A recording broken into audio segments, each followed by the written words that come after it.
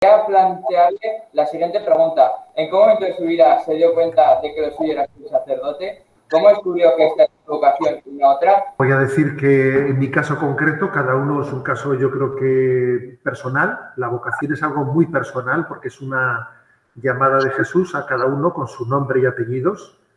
Es de alguna manera un ven y sígueme, que cada uno en un momento distinto de su vida, en unas circunstancias distintas, ¿no?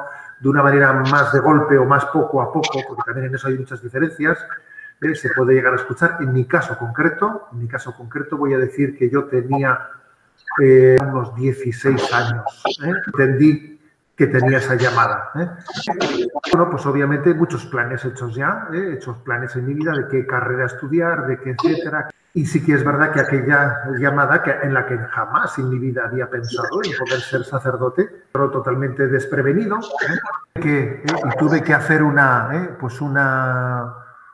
esfuerzo de decir, a ver, confío en Dios. O sea, si esta llamada es de Él, si es Él el que quiere de mí, que yo le siga, a ver, yo confío plenamente en Él. Confío plenamente, entonces será para mi bien, será mi bien, no espero otra cosa. Y entonces ahí hubo, ¿no? Pues un acto de me fío de Dios. Yo tengo mis planes, pero yo sé que Dios quiere mi bien mejor que yo en mí mismo. Bueno, me fié y dije, vale, si tú lo quieres, pues adelante, ¿no? Y entonces, bueno, ¿cómo reaccionó la gente que me rodeaba? Bueno, pues la verdad es que con un poquito de sorpresa, porque jamás lo habían pensado. En mi casa en concreto, pues me acuerdo que se lo dije a nuestra madre y nuestra madre se quedó un poco sorprendida y se quedó así como en silencio. Pasó un día en silencio, pasaron 2 días en silencio, pasaron 3 días en silencio y yo me estaba ya poniendo un poco nervioso de que mi madre no me dijese nada. Y entonces me acuerdo que terminó la comida y dije, bueno, yo quisiera hablar y tal. Y entonces mi padre, que ya se lo había chivado mi madre, mi padre dijo, bueno, a ver, ¿qué dice este curita? Dijo nuestro padre, ¿no? Entonces, bueno, yo me relajé porque ya vi que entre ellos habían hablado y entonces ellos me dijeron que ellos que no iban a poner ningún obstáculo, pero que sí que me pedían que si esa fuese mi vocación, que fuese con todas las consecuencias, ¿no? Que no fuese un cura a medio gas, que fuese un cura que entregase su vida, alma, corazón y vida. Y decía, mira, porque para ser un cura que no entregue toda su vida, pues paso más vale no serlo, ¿no? Sí que recuerdo que ellos me dijeron eso. Me pidieron que si esa era la llamada de Dios, que fuese con todas las consecuencias. Bueno, y aquí estamos. Buenos días, ¿a qué estoy yo llamada? ¿Cómo puedo descubrir yo mi vocación? ¿Dios me puede ayudar a saber mi vocación? Gracias. A ver, pues esa pregunta es importante. Yo lo que creo es que Dios no solo nos llama a su seguimiento, todos estamos llamados a seguirle y todos estamos llamados a ser cristianos coherentes. Y luego viene la pregunta, ¿y por qué camino? ¿De qué modo, no? Hay como una vocación dentro de la vocación y eso está por descubrir. Y en el fondo todos todavía tenemos pendientes capítulos por descubrir. Yo mismo tengo todavía capítulos por descubrir, porque la vida no termina hasta el último momento, ¿no? Y entonces dentro de ese ir descubriendo, pues a mí me parece que hay una actitud muy importante, que es la de que uno se dé cuenta de que eso es una iniciativa de Dios. Señor, ¿qué quieres de mí? ¿Qué has pensado para mí?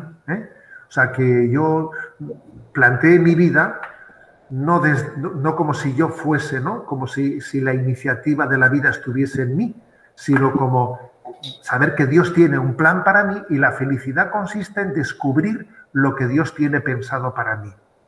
No en inventarme yo una historia que a mí me parece que me gustaría, no. Confiar en que es el plan de Dios el que a mí me va a hacer feliz. Creo que tiene que haber para eso oración y confianza en Dios. De vez en cuando preguntarle. Dios no juega al escondite. Yo creo que cuando alguien quiere saber lo que Dios quiere de él, lo suele sembrar en su corazón, ¿no?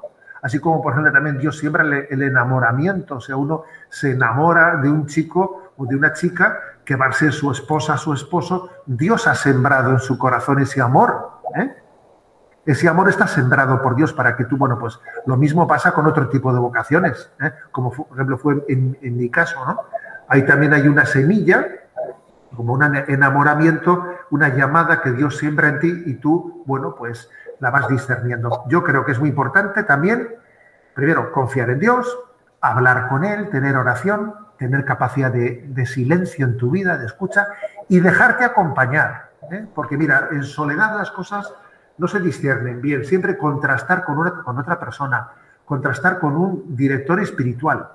Yo creo que la figura de un director espiritual, de un acompañante espiritual, es muy importante en la vida. Que puede ser un sacerdote, que puede ser una religiosa, un profesor tuyo, alguien bueno, en el que tienes una confianza y que sabes que los consejos que te da son para bien.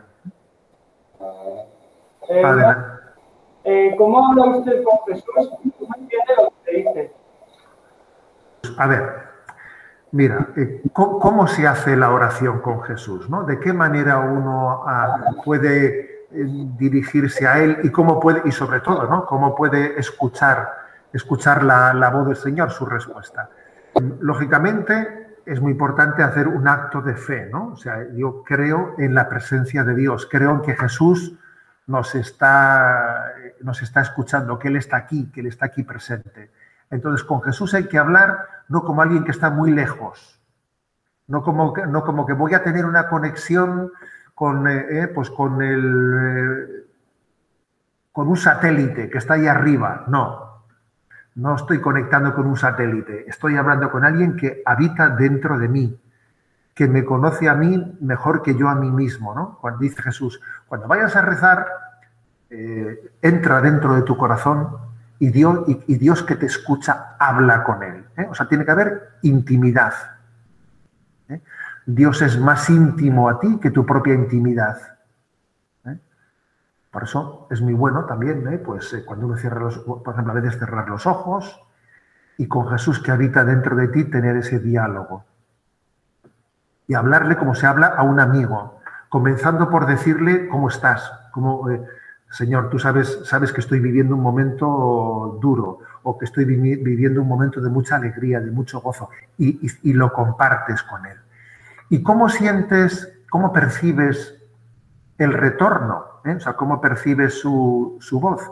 Pues mira, muchas veces para eso suele ser, porque obviamente uno no está, habla en la fe, luego no está esperando una voz en off como esta que está saliendo ahora a través del Meet. No, eso obviamente no funciona así.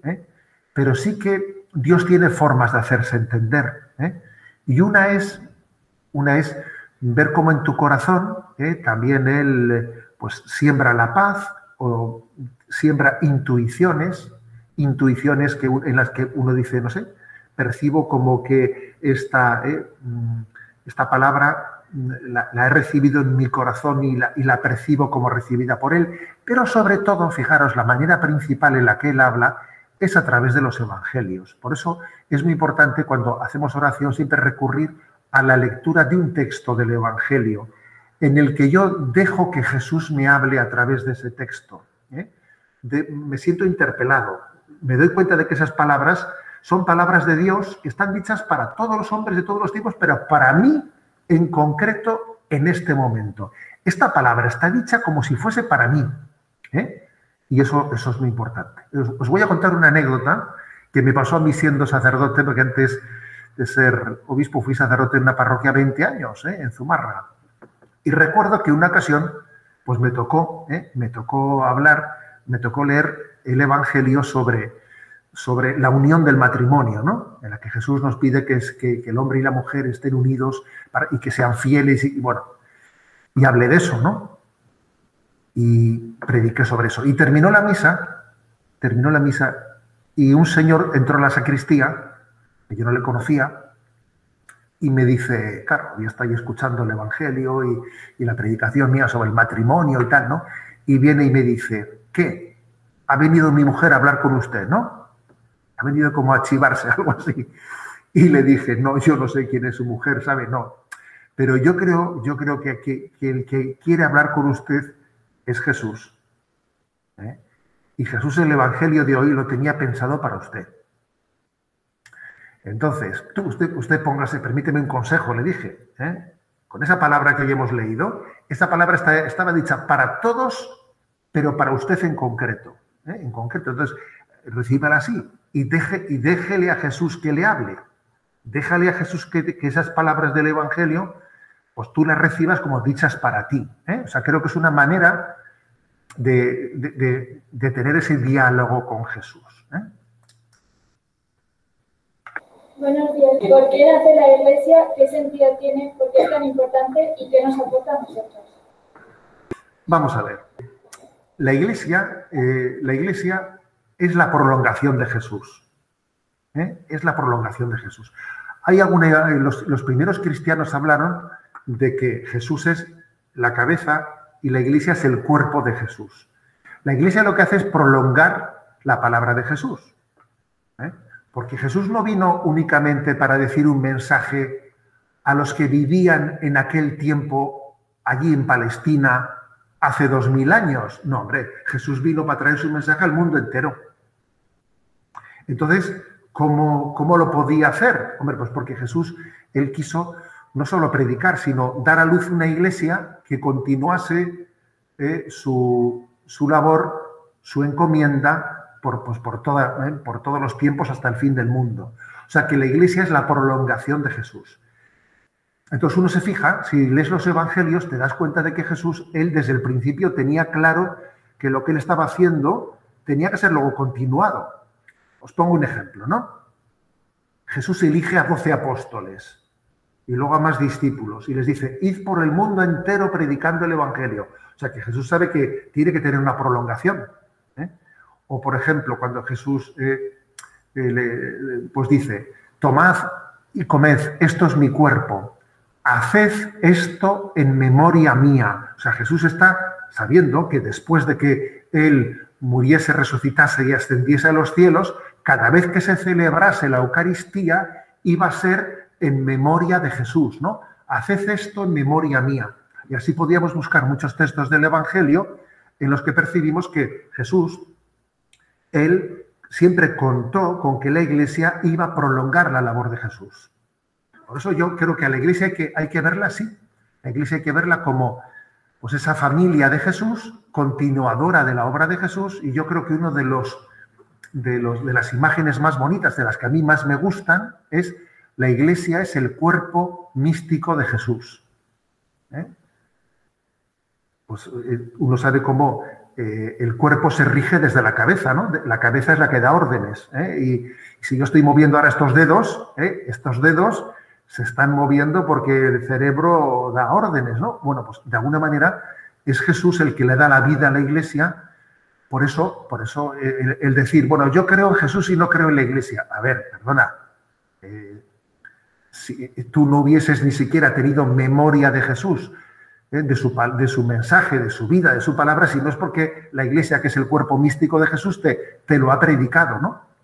No se puede creer en una cabeza sin creer al mismo tiempo en el cuerpo, que está unido a esa cabeza. Así, esta es la imagen de la Iglesia.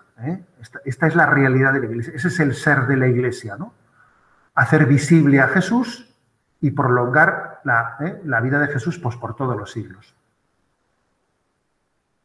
¿Cuál es la función de un obispo? Bueno, un obispo es un sucesor de los apóstoles. Jesús eligió 12 apóstoles y esos apóstoles, cuando ya estaban cerca del fin de sus vidas, eligieron sucesores.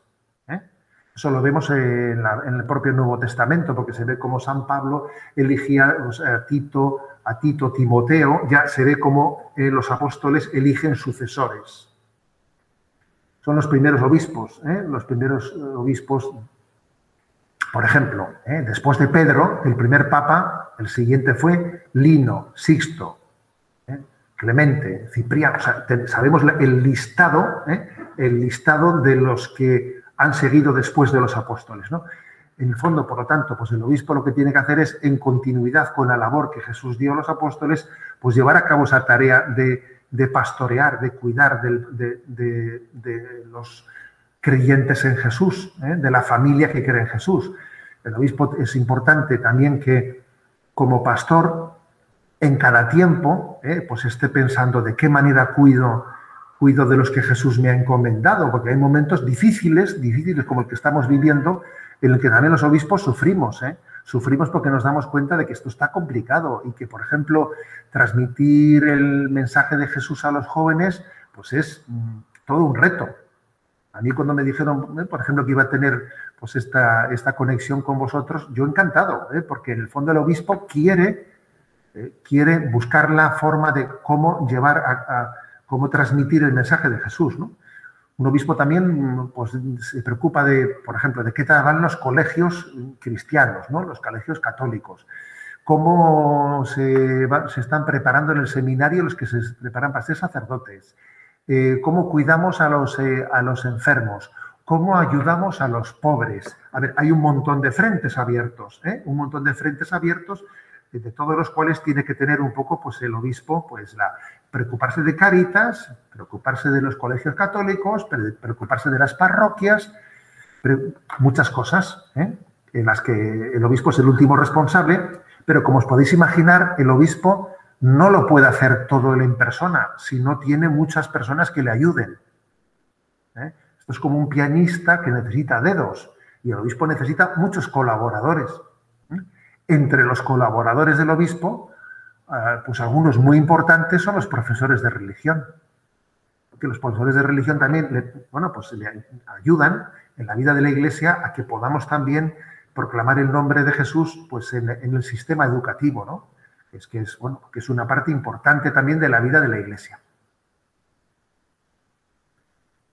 Hola, buenos días. ¿Cómo es posible que Dios esté con cada uno de nosotros en un mismo momento? Mira, nosotros cuando pensamos en Dios, cuando hablamos de Dios, tenemos que hacer también, lógicamente, pues un esfuerzo de entender que Dios es infinito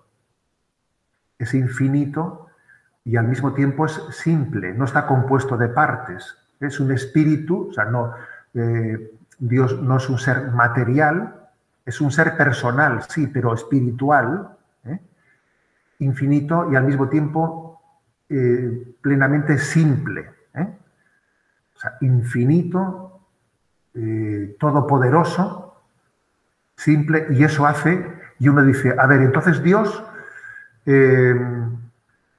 si está contigo, está ocupado, ¿no? No puede estar conmigo, ¿no? A ver, eso nos pasa a nosotros, porque somos limitados y yo si estoy ahí, no estoy aquí. Porque inevitablemente tenemos la limitación del espacio, tenemos la limitación del tiempo, pero Dios no ocupa lugar. ¿Dios qué necesita? ¿Un sitio muy grande para estar o muy pequeño para estar? Mira, el universo entero no es capaz de contener a Dios. Y sin embargo, Dios es capaz de caber en tu corazón. Pues porque es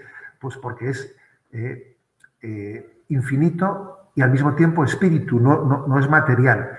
Dios que es joven o viejo. A ver, Dios ni es joven ni es viejo, o sea, es eterno, es eterno, está fuera del tiempo. Luego hay que tener conciencia, ¿no? De estas.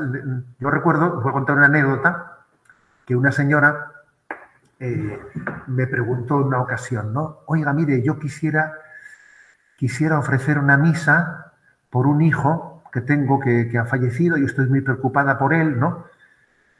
Pero ¿qué podría hacer para que la misa fuese solo por mi hijo, que solo por él, ¿no? No por más personas? Y yo le dije, mire, a ver, ¿a usted cuántos hijos ha tenido? Y me acuerdo que me dijo 5. Le dije, pues usted habrá tenido la experiencia de que, claro, si se ocupaba mucho de su hijo, dejaba un poco abandonados a los otros, porque claro, es inevitable que si uno se centra mucho en un hijo, los otros se quedan un poco, oye mamá, que no me haces caso, Pero eso no le pasa a Dios, ¿sabe usted? Dios es infinito y es capaz de estar completamente con uno y completamente con otro y completamente con otro, ¿no? O sea, que usted no se preocupe porque el día que recemos por su hijo, también recemos por otro más, como si eso le fuese a restar a su hijo. A su hijo no le va a restar nada, porque Dios es infinito. Bueno, la mujer me dijo, pues bien. O sea, la mujer era más buena que el pan, te puedes imaginar, ¿no? Yo le dije, mire, Dios no tiene 5 hijos, Dios tiene 5 veces un hijo único, O sea, porque para Dios nosotros Todos somos hijos suyos, pero al mismo tiempo cada uno somos único e irrepetible para Dios. Y eso solo lo puede hacer Dios. ¿Por qué? Pues porque es Él. Es infinito, es inmenso, es todopoderoso y tiene ese conocimiento personal de cada uno de nosotros.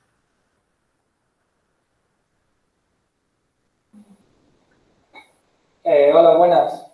¿Cuál es la diferencia entre un creyente y un ateo?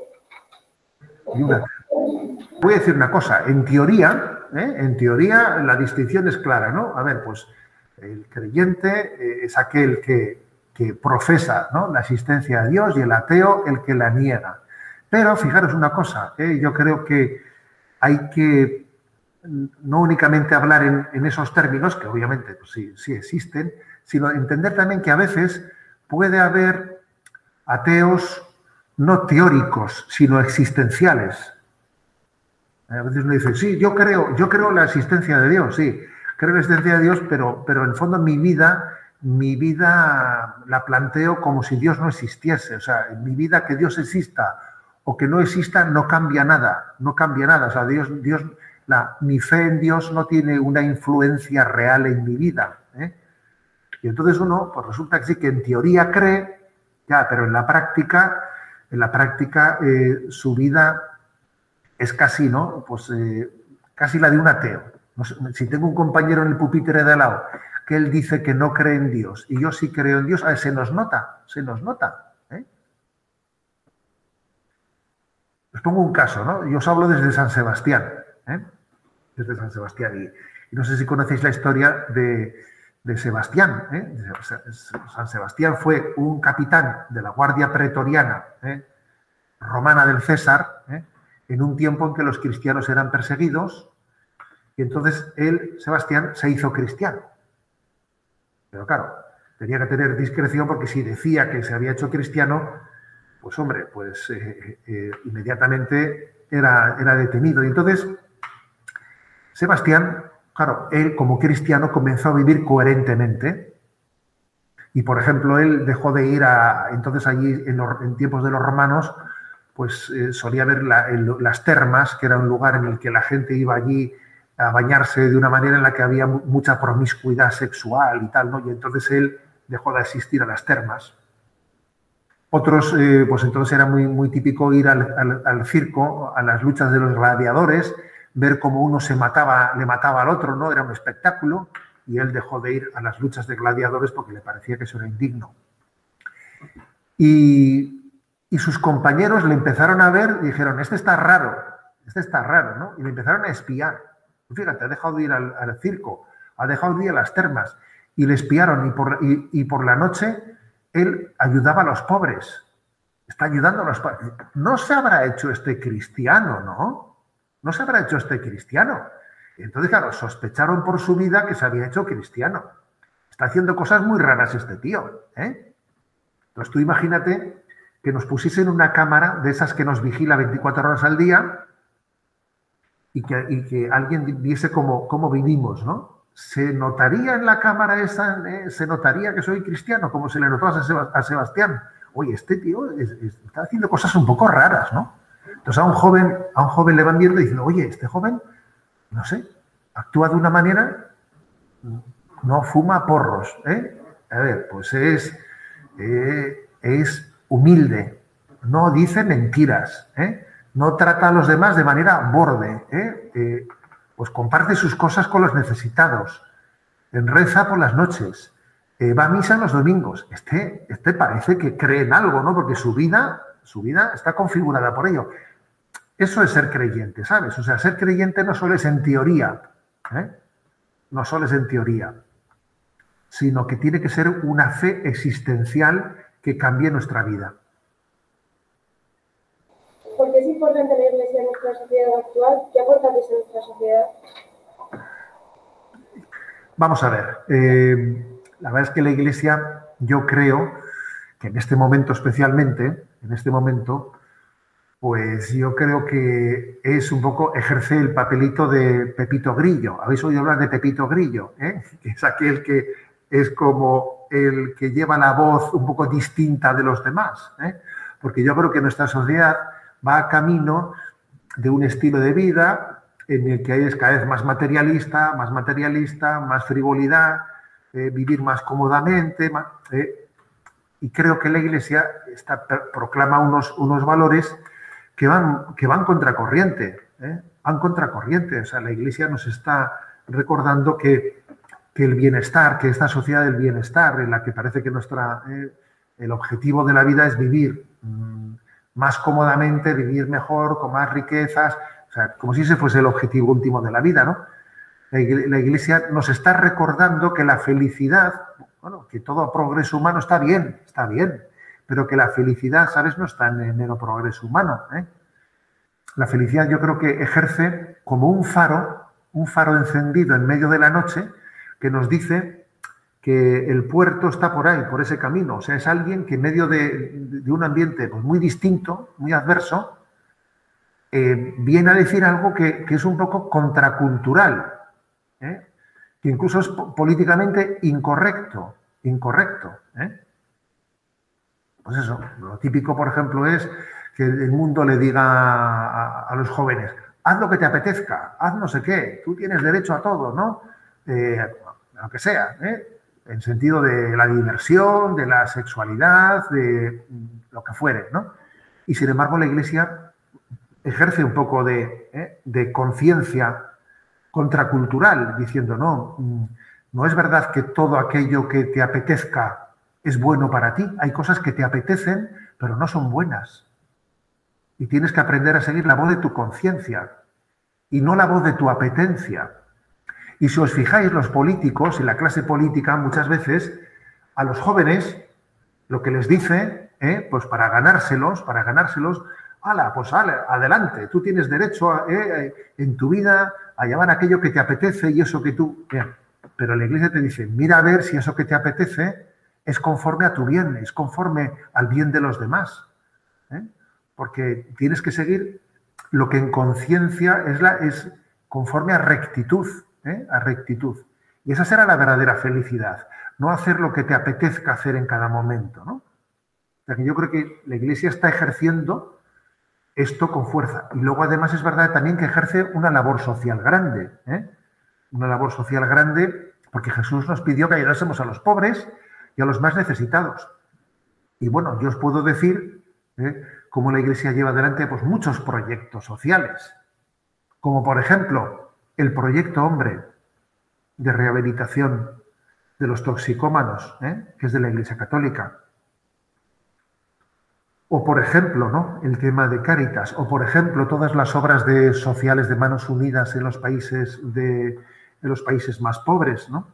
A ver, yo creo que todas las obras sociales, ¿no?, que realiza la Iglesia Católica están en concordancia con lo que Jesús nos pidió que hiciésemos, ¿no? De estar atentos allí donde el hombre está sufriendo, porque en él está Jesús. Jesús está presente, especialmente en todos aquellos que sufren en este mundo. ¿Por qué Dios no se reveló a los poderosos del mundo y solo eligió un pequeño grupo de discípulos? A ver, Dios se ha revelado, o sea, Dios obviamente es soberano, y Él ha hecho las cosas como las ha hecho. O sea, podía haber, no sé, ¿no? Tú imagínate, pues venga, voy a hacer que todo el mundo esta noche escuche una voz cuando duerma. ¿Te imaginas? ¿Te imaginas que hubiese dicho, a ver, voy a hacerlo de esa manera, ¿no? Voy a hacer que esta noche todo el mundo tenga el mismo sueño. Nosotros nos imaginamos una cosa así, ¿no? De esa manera, pero no, Dios no lo ha hecho así. Dios ha querido revelarse eligiendo a un pequeño pueblo, que es el pueblo judío, un pequeño pueblo que vive en aquel lugar, de la que llamamos la Tierra Santa, y lo eligió como el pueblo a través del cual viniese la revelación y la salvación para todo el mundo. De esa manera histórica, de esa manera encarnada, sirviéndose también, fijaros, ¿no?, sirviéndose de nosotros como altavoz de Dios para los demás. Porque, fíjate, Dios ha querido pues, que elegir 12 apóstoles, y los 12 apóstoles se convierten como un altavoz de Jesús. Y luego vienen los sucesores de los apóstoles, que son los altavoces de los apóstoles, ¿no? Entonces, vamos como... Hay una frase de San Agustín muy conocida que dice: el que te creó sin ti no te salvará sin ti. Es como diciendo, mira, para crearte, para venir a este mundo, Dios no te ha pedido permiso, ¿eh? Te ha traído, ¿no? Y punto, ¿eh? Pero para llevar adelante la salvación, Dios sí te va a pedir, ¿eh?, que tú colabores, que tú también seas, no solo que recibas el Evangelio que Jesús transmitió, sino que tú también lo difundas, ¿eh? O sea, Dios ha querido hacer de esta manera las cosas, pidiéndonos que colaboremos con Él en la difusión de este mensaje, ¿eh? Este mensaje por el mundo entero, ¿eh?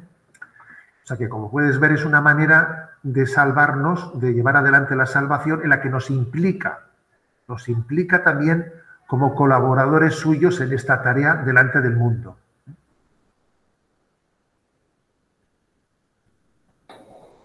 Buenos días. Desde nuestra posición y edad, ¿cómo podríamos participar y colaborar en la vida de la Iglesia? Vamos a ver. Tenéis una edad muy, muy importante, muy bonita y muy importante, ¿eh? En la que, por una parte, ¿no?, pues os toca en gran medida recibir. Aunque os voy a decir una cosa, no se termina nunca esta etapa receptiva.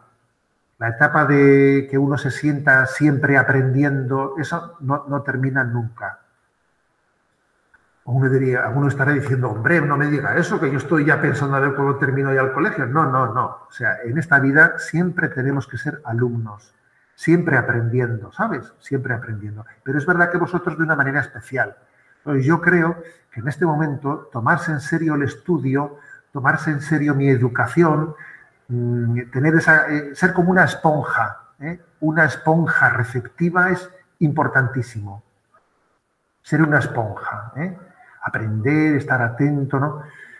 Bien, y al mismo tiempo, en este momento en el que estáis, ya os dais cuenta de que no hay que estar esperando a que uno sea un maestro para empezar a transmitir, porque en el fondo uno transmite pues sin darse cuenta, a tus hermanos, a los de la cuadrilla, a tus amistades, o sea, influenciamos a los demás mucho más de lo que suponemos. Tú tienes un influjo sobre los demás mayor de lo que te parece. Y también los demás tienen sobre ti bastante influjo, ¿eh? O sea, ¿qué quiero decir con esto? Quiero decir que tenemos una vocación a ser apóstoles, a ser testigos, a ser una esponja que recibe, pero también gratis lo has recibido, dalo gratis. O sea, comparte tu fe, comparte los grandes descubrimientos de tu vida, comparte tu compañerismo, comparte también los dones que Dios te ha dado, los dones que Dios te ha dado. Y luego también me atrevería a deciros, o sea, hacerlo también a veces a nivel grupal, no solo a nivel individual, sino también, por ejemplo, pues diciendo, voy a participar en este grupo, se ha convocado en la parroquia un grupo de confirmación, no te escaquees, allá que tira para adelante. O sea, yo creo que hoy en día existe, ¿no?, bastante reticencia a implicarse, a meterse en el grupo, ¿no? Y somos muy... A ver, yo creo que esta cultura va derivando mucho en que cada uno vive en su burbuja. No, salir de la burbuja, juntarse, pues para ayudarnos a creer, para tirar adelante unos de otros, ¿sabes? ¿No? O sea, salir de la tendencia aislacionista tan fuerte que existe en este momento entre nosotros, ¿no? Por eso las convocatorias que se os hagan, yo os diría, estad atentos a ellas, porque es muy importante.